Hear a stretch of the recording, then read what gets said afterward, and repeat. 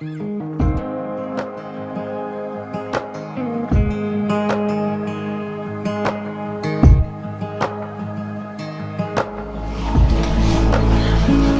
vous salue pour ma part dans le nom de notre Seigneur Jésus-Christ.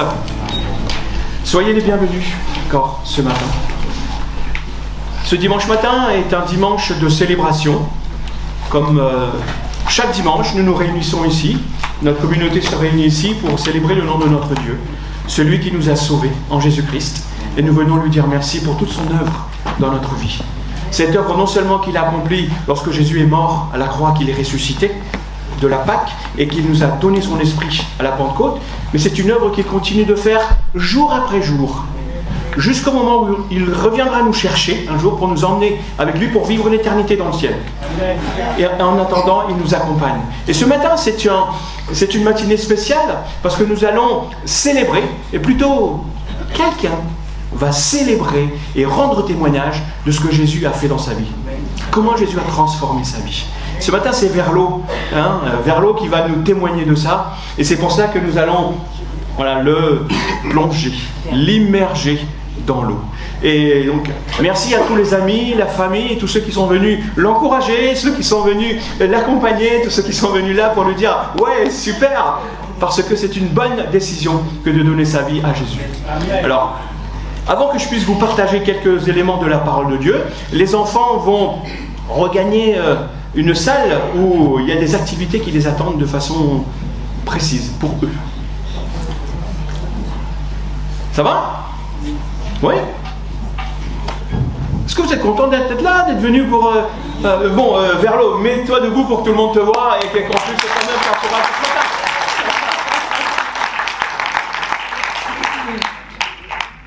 Alors voilà, pendant que les enfants vont suivre celles qui vont leur raconter des petites histoires, qui vont faire quelques activités avec eux ce matin. Donc j'aimerais vous dire quelques instants la vision de notre église. Notre église s'appelle Coram Deo.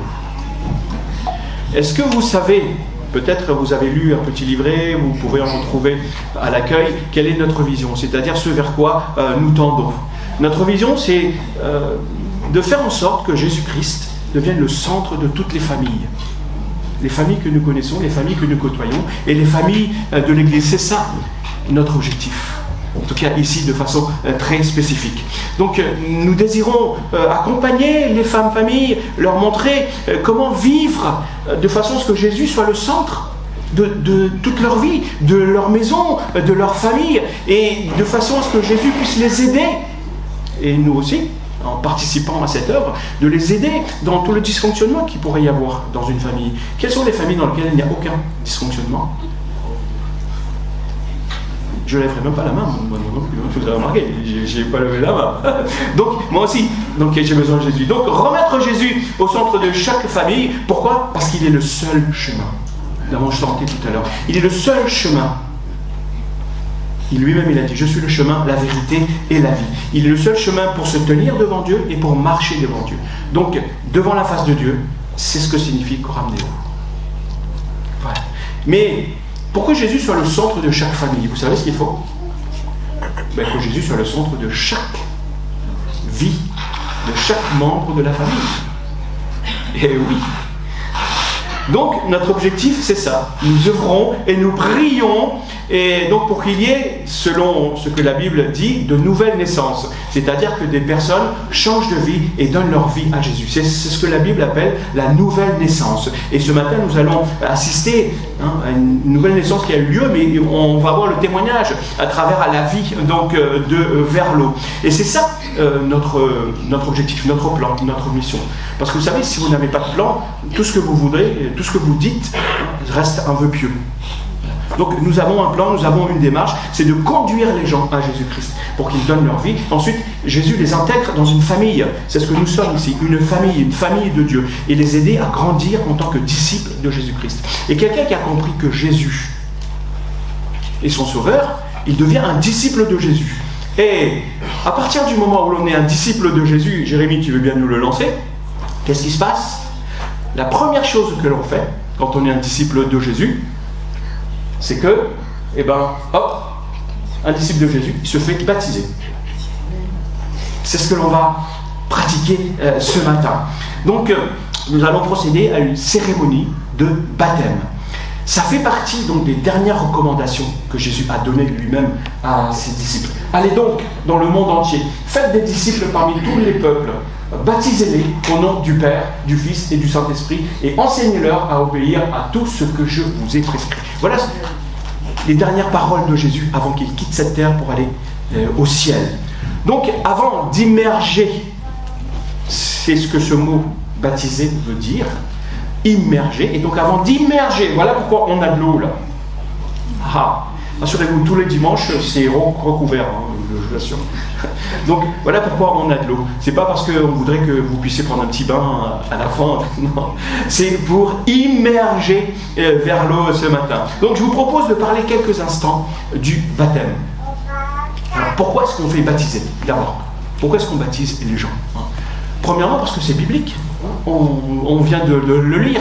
On voit que dans les actes des apôtres, à chaque fois que les disciples annonçaient la bonne nouvelle de Jésus, ce qu'il a accompli, et bien lorsque les gens étaient interpellés par ça et qu'ils voulaient dire, oui, voilà, moi je veux suivre Jésus, je veux lui donner ma vie, qu'est-ce que je dois faire? Et bien les disciples leur disaient, fais-toi baptiser. Première chose, fais-toi baptiser. Donc ça c'est la première chose, parce que c'est biblique. Deuxièmement, parce que c'est important pour le développement de la vie du disciple. Donc c'est important, c'est pas quelque chose, comme vous savez, la cerise sur le gâteau. Certains disent la cerise sur le McDo. Non. C'est pas quelque chose, c'est pas une option. C'est pas ça, non, parce qu'il y a beaucoup de gens qui disent, voilà, oui, moi je veux suivre Jésus, mais je vais pas me faire baptiser. Ça ne fonctionne pas. Ça ne cadre pas avec. Troisièmement, pourquoi on veut montrer que le baptême, c'est quelque chose d'accessible. Il n'y a pas de diplôme, il n'y a pas un parcours théologique que tu dois parcourir, que tu dois faire, que tu dois accomplir, que tu dois effectuer un parcours du combattant afin d'arriver à ce moment de se faire baptiser. Non, ce n'est pas une marque de reconnaissance non plus. On ne reconnaît pas en toi quelqu'un de bien, voilà pourquoi on se dit, voilà, je vais te baptiser, tu es quelqu'un de super, etc., etc. Non, à partir du moment où toi tu as compris, et c'est ça notre mission aussi, c'est de nous assurer que tu as compris que tu étais pécheur devant Dieu. Et je vais expliquer un petit peu tout à l'heure ce que ça veut dire pécheur. Ce que tu es pécheur devant Dieu, que Jésus est mort pour pardonner tes péchés, et qu'en lui donnant ta vie, c'est-à-dire en acceptant, en reconnaissant Jésus ton Sauveur et ton Seigneur, tes péchés sont pardonnés. Voilà, on s'assure que tu as saisi ça et que ton engagement est un engagement de marcher avec lui. Et c'est ce qui sera proclamé tout à l'heure. Donc, je peux vous rassurer, je n'ai pas de détecteur pour savoir si les uns ou les autres, dans leur cœur, sont des chrétiens ou pas. Par contre, Jésus, écrit dans sa parole, et ça je le crois, il a dit que l'on voit des arbres à leurs fruits. Ça, c'est valable pour tout le monde. Que tu sois chrétien, que tu ne sois pas chrétien, cette vérité, elle est aussi valable. Mais dans la vie de quelqu'un, c'est aussi valable. On reconnaît ce qu'il y a à l'intérieur par les fruits que ça porte. Et là, c'est le cas. Et puis, finalement, donc, ce baptême-là, donc, en fait, c'est un engagement public. C'est un engagement public de quelqu'un qui dit je veux suivre Jésus. Et ça, c'est un fait incontournable.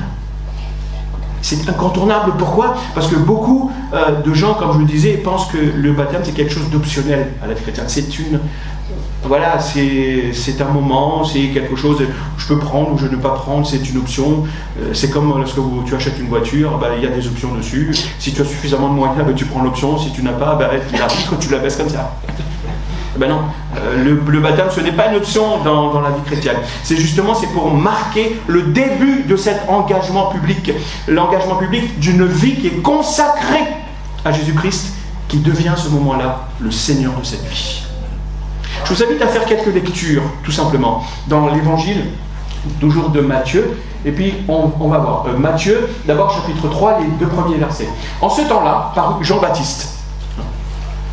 Il se mit à prêcher dans le désert de Judée, et il disait « Changez, car le royaume des cieux est proche. » Ensuite, on va lire que quelques versions. Vous pouvez relire tout le chapitre 3 tranquillement chez vous.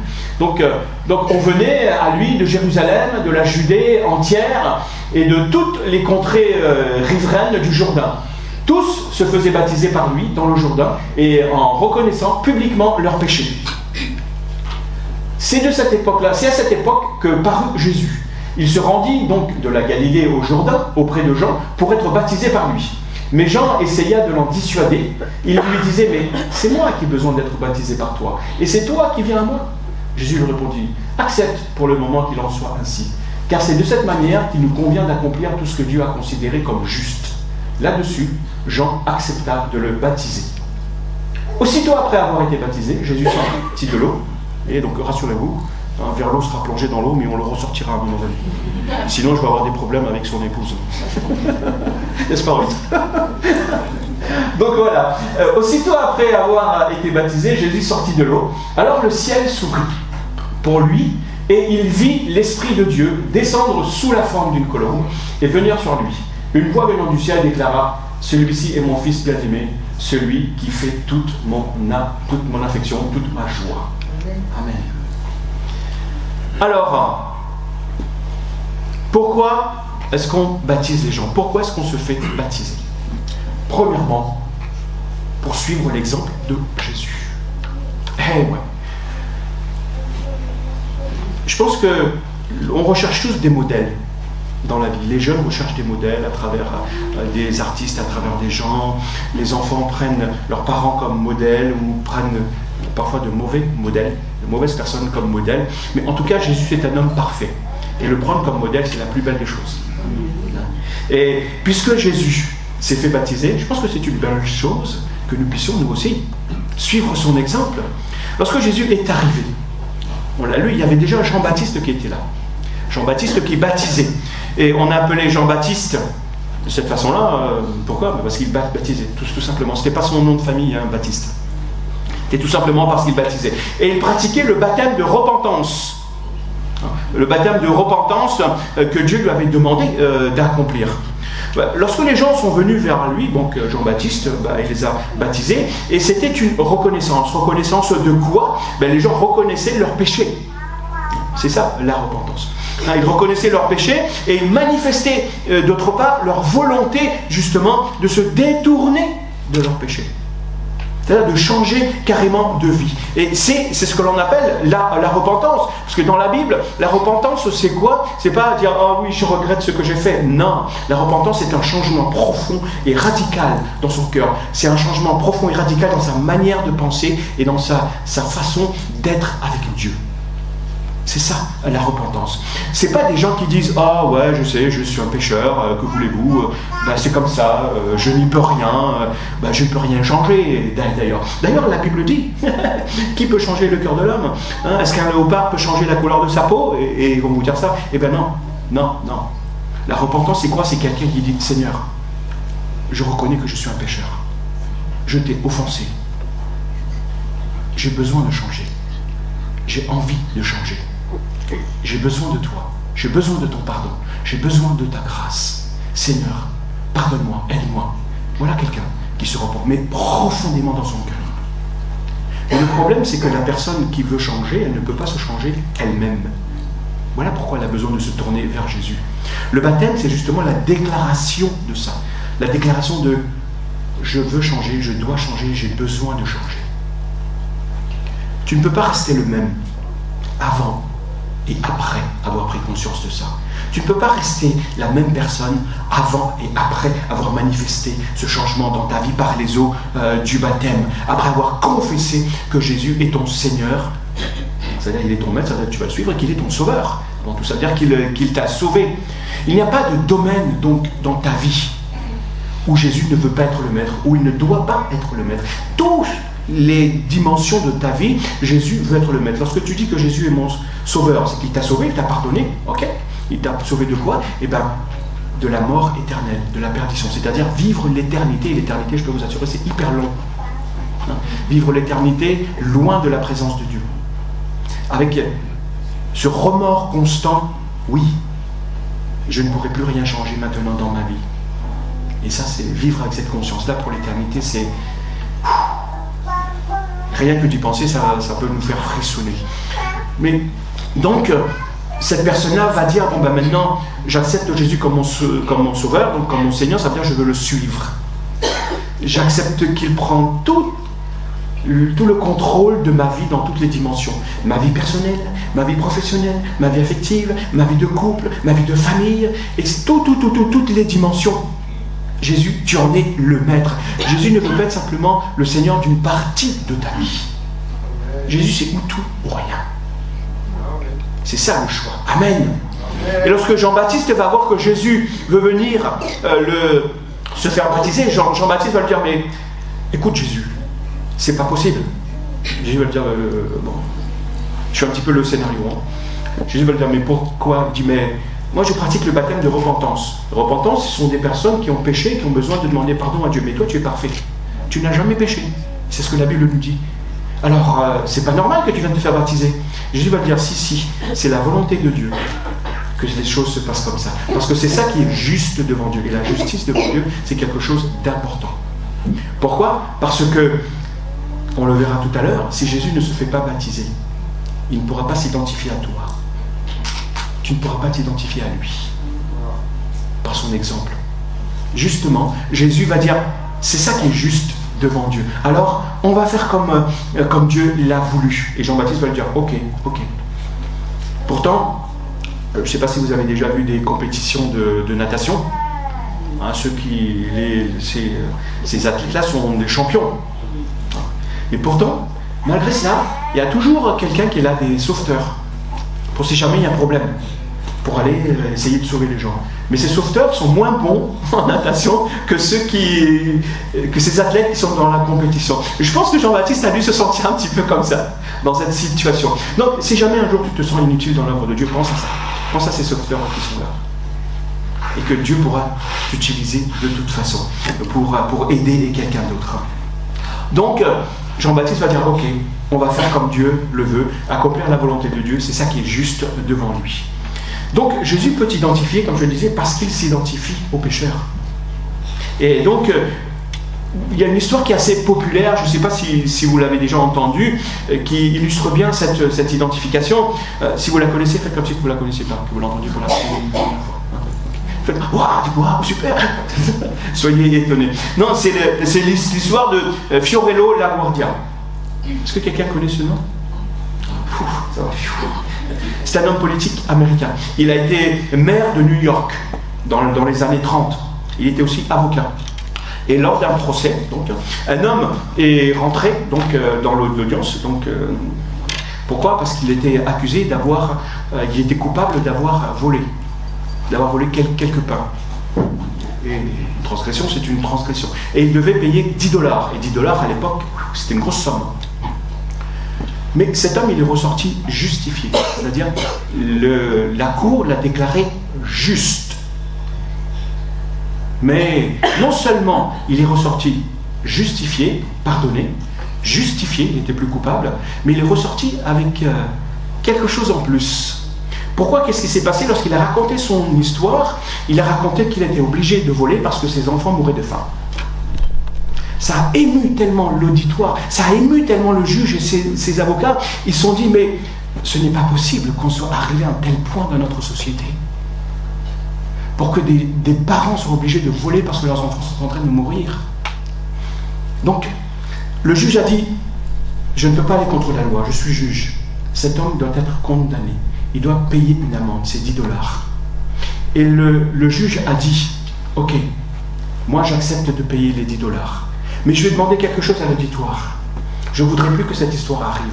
Tous ceux qui veulent aider cette personne, qui ne veut plus que cette histoire arrive, je vous demande de cotiser pour l'aider, pour nourrir sa famille. Et l'homme, il est ressorti avec $45, qui est à l'époque une très grosse somme. Voilà ce que Jésus a fait pour toi. Tu ne mérites rien du tout. Rien. Non seulement il te pardonne, mais il te donne dans sa grâce plus que ce que tu pourrais imaginer. C'est ça le pardon que Jésus t'offre. Donc, Jésus, il a commencé, donc après Jean-Baptiste, lui aussi, il a commencé donc lui-même son ministère par le baptême. Et c'est la première chose qu'il va demander à ses disciples de faire. Lui-même. Donc, quelqu'un qui dit, voilà, je crois en Jésus, eh bien, ok, va te faire baptiser. Et Jésus va ensuite s'approprier ce baptême, parce que Jean va dire, ok, moi, je vous baptise pour déclarer qu'il y a un problème. dans l'être humain, dans l'homme, c'est ce problème, ce péché. Mais Jésus, lorsqu'il va, lui, il va demander à ses disciples de baptiser, ça va être quoi? Il va leur dire, voilà, le baptême maintenant, c'est pas pour dire qu'il y a un problème dans le cœur de l'homme, le problème il est toujours là, mais que maintenant, il y a la solution.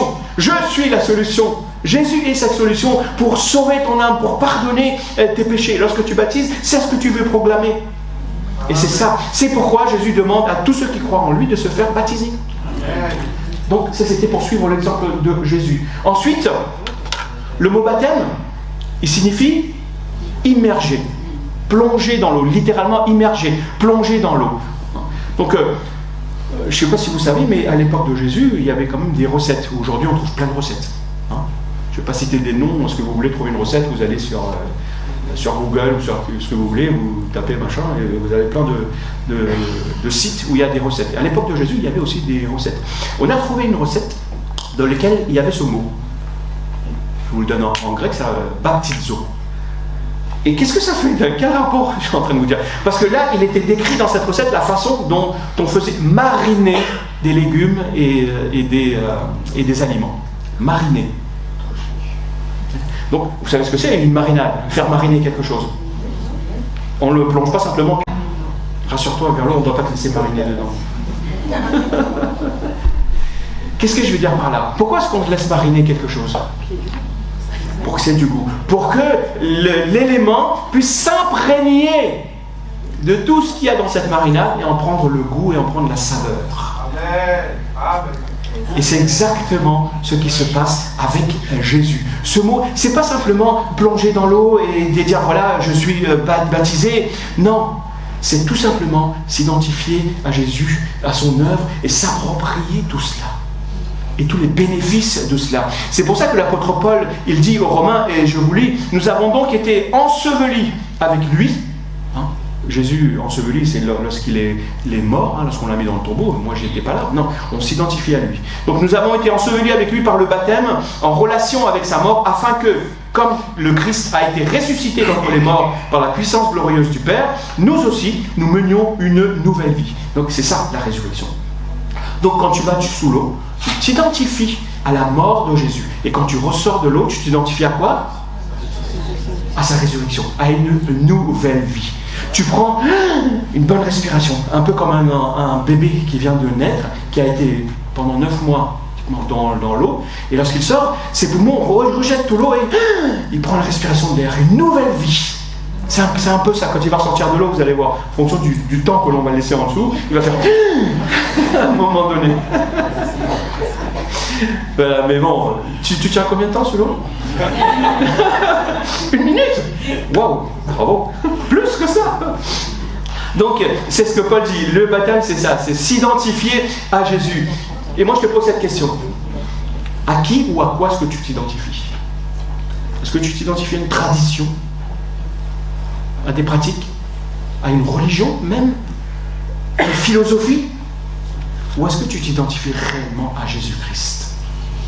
À toi de savoir. Si tu dis t'identifier à Jésus-Christ, ça veut dire que cela a des implications derrière. Et c'est ça, accompagner quelqu'un, accompagner un disciple, l'aider à grandir, ça fait partie de notre mission, pour qu'il puisse mesurer toutes les implications de ça et grandir en se développant dedans. Donc là où le baptême n'est pas une identification claire et directe à la mort et à la résurrection de Jésus, ce n'est pas le baptême dont parle Jésus lui-même. Ce n'est pas le baptême dont il nous demande de pratiquer. C'est autre chose. Parce que ce n'est pas un baptême, à ce moment-là, qui te met au bénéfice de la grâce de Dieu et de tout ce qui découle, entre guillemets, de cette marinade. Ça va? Vous êtes prêts à vous laisser continuer à te mariner un peu? Super. Ensuite, pour déclarer publiquement sa foi en Jésus. Le baptême, c'est une déclaration publique. Le baptême ne lave pas, bien qu'on plonge dans l'eau, etc. Voilà, vu le temps qui va rester dans l'eau, je peux vous assurer que... Le baptême ne lave pas, le baptême ne pardonne pas. Le baptême ne te purifie pas. Le baptême ne te donne pas un ticket pour aller au ciel. Et une fois que tu as pratiqué le baptême, tout n'est pas fini. Tout commence, justement. Le baptême ne te sauve pas, le baptême ne te donne pas de bénédiction supplémentaire. Jésus t'a déjà béni.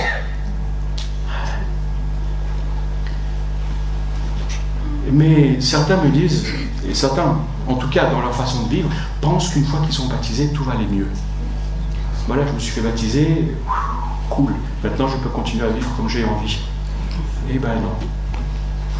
Est-ce que ça vous est déjà arrivé de nettoyer une tache sur une vitre, de frotter jusqu'à vous apercevoir en fait que la tache était de l'autre côté? Ouais. Des fois ça m'arrive sur mes lunettes. Je suis blond sang, pourtant j'ai nettoyé.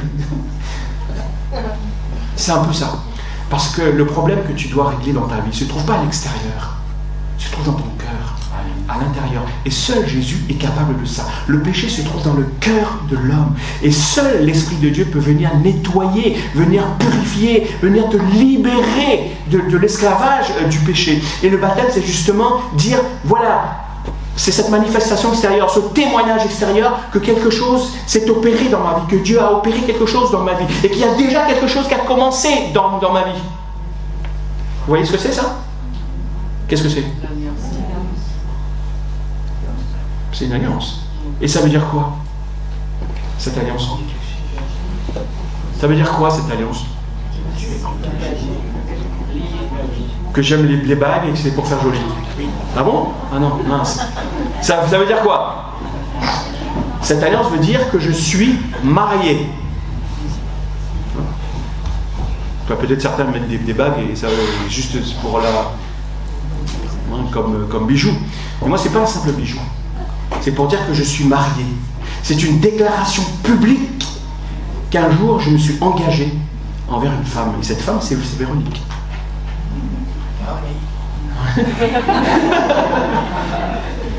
Maintenant, regardez ce que je vais faire. Je l'enlève. Et vous savez ce qui risque de se passer? Ma femme risque de ne pas être contente. Si je l'enlève. D'ailleurs, pour la petite histoire, eh ben, j'avais perdu mon alliance. Et pendant quelques jours, j'avais plus d'alliance. Et ma femme m'a dit, 2 fois d'ailleurs, et ma femme m'a dit, là, il y a un truc qui ne va pas. Je vais te racheter une alliance qui va rester tournée dans ton dos. Parce que je veux qu'on sache que l'on est marié. Ce que je veux dire, c'est que ce n'est pas le fait de porter ou de enlever cette alliance qui fait que je suis marié. Même si je l'enlève, je suis toujours uni et marié avec Véronique. C'est simplement pour dire d'abord à moi-même en premier, et puis pour dire aux autres personnes qui sont autour de moi, hommes et femmes, que je suis uni pour la vie à quelqu'un. De témoigner de façon extérieure. Voilà ce que signifie ton baptême. C'est cette déclaration publique de ta foi que tu es uni à Jésus-Christ. Et lorsqu'on se marie généralement, c'est devant une autorité publique, non? Pour que ça soit valable. Je sais bien que l'on peut vivre ensemble, mais la Bible dit que si tu veux te marier dans les règles, pour avoir les bénédictions de Dieu, tu dois le faire devant une autorité. En tout cas, pour notre pays, la loi nous dit que tu dois te marier devant une autorité civile, devant un maire ou un de ses adjoints. Cela signifie quoi? En plus de cette marque visible, ça veut dire qu'il y a un témoignage public à donner. Je ne peux pas faire ça en secret. Voilà pourquoi vous êtes témoins aujourd'hui. Et même lorsqu'on se marie, il doit y avoir des témoins qui sont là. D'ailleurs, on invite plein de gens pour qu'ils soient là, pour pouvoir faire la fête avec nous. C'est pour ça que vous êtes là aussi, pour être ces témoins. Il ne suffit pas de dire, bon ben voilà, je suis baptisé et c'est fini. Non, ça ne concerne pas simplement la personne même, mais toute l'Église. Toute l'Église qui est sa nouvelle famille, maintenant. C'est pas juste une histoire entre toi et l'Église. Je vais demander à mon frère Lionel, tu veux bien? Bon, pour que Verlo ne reste pas dans de l'eau glacée pendant longtemps, d'aller, rassurez-vous, laissez-le faire, il sait ce qu'il doit faire, concentrez-vous sur ce que je suis en train de vous dire.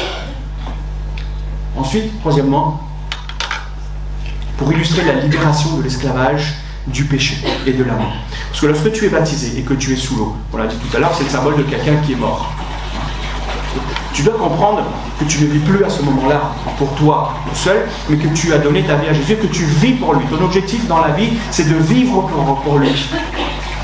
Et normalement, si tu ne désires pas vivre pour lui, eh ben, tu ne te fais pas baptiser à ce moment-là.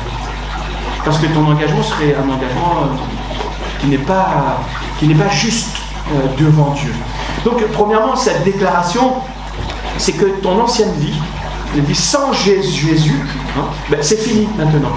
Ma vie a changé, et quand tu vas être sous l'eau, ça signifie tout simplement, encore une fois, je veux bien vous rassurer que ça va durer que quelques secondes. N'ayez pas peur. Ça va illustrer le temps qu'il est sous l'eau, ça va illustrer toute la saleté de son péché qui va être enlevé et qu'il désire laisser derrière lui. Tout ça va être laissé derrière lui. Tu peux donc déclarer que, comme le dit Paul, les choses anciennes sont passées. Avant de donner ma vie à Jésus, il y avait une vie. Maintenant que j'ai donné ma vie à Jésus, les choses anciennes, donc avant Jésus, sont passées. Toutes choses sont devenues nouvelles pour moi. Je ne suis plus esclave du péché. Je peux résister parce que Dieu me donne son esprit. Je peux dire non à ce qui est mal. Et je peux dire oui à Jésus. Tu n'es plus submergé par la mort et par le mal.